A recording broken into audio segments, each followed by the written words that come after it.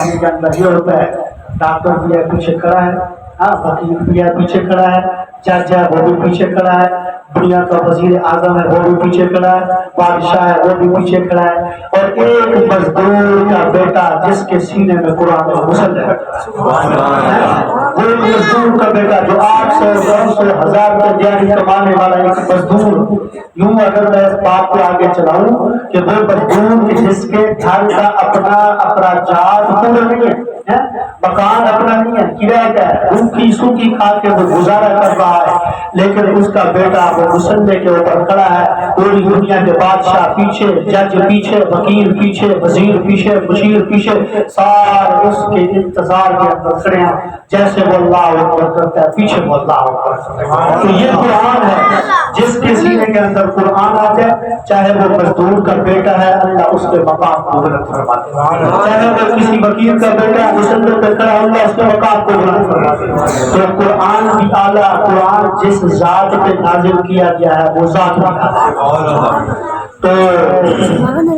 اب اللہ رب العزت نے قرآن مجید جو نازل فرمایا، ہمارا ایمان عقیدہ ہے، آج تقریباً 1450 سال کا عرصہ ہو رہا ہے۔ ابتدا کے اندر میں نے آیت پڑھی ہے اِنَّا نَحْنُ نَزَّلْنَا الذِّكْرَ وَإِنَّا لَهُ لَحَافِظُونَ۔ قرآن کی صداقت، قرآن کی حقانیت اور قرآن کی عظمت کی دلیل ہے یہ آیت واضح سورۃ الحجر کے ابتدائی رکوع، پہلے رکوع کے اندر یہ آیت موجود ہے۔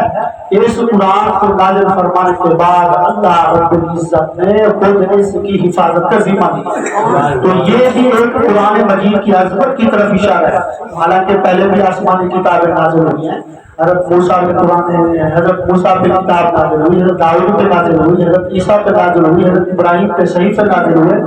دور چلتا رہا، وہ صحیفے رد بدل ہو گئے، وہ کتابیں تبدیل ہو گئی، ادل بدل ہو گئی، ان کے اصل نسخے ختم ہو گئے دنیا کائنات سے۔ لیکن آج 1450 سال کا عرصہ ہو رہا ہے جیسے اللہ رب العزت نے پہلی وحی سے لے کر آخری وحی تک جو محبوب کے سینہ مبارک کے اوپر قرآن نازل فرمایا، آج 1450 سال کا عرصہ گزرنے کے بعد ایک ایک حرف آج بھی محفوظ ہے۔ تو یہ قرآن مجید کی حقانیت اور قرآن مجید کی عظمت اور صداقت کی نشانی ہے، اور انشاءاللہ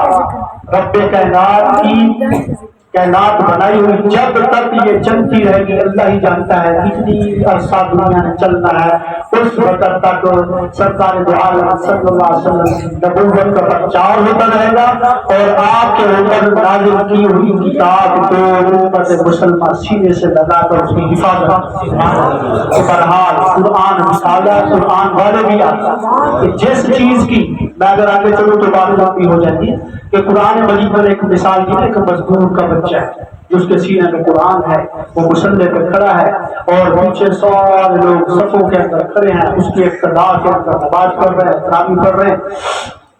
تو یہ انسان کی بات ہوگی نا، تو قرآن تو اتنی عظمت والا ہے کہ جس چیز کی نسبت بھی قرآن کے ساتھ ہو گئی ہے نا، اللہ اس کی عزت کو بھی بڑھاتا ہے، اس کی عزت کو بھی بڑھاتا ہے۔ ایک سادہ سا مثال پیش کرتا ہوں، قرآن ہے نا غلیظ ہوتا ہے، جس کو غلاف بھی کہا جاتا ہے،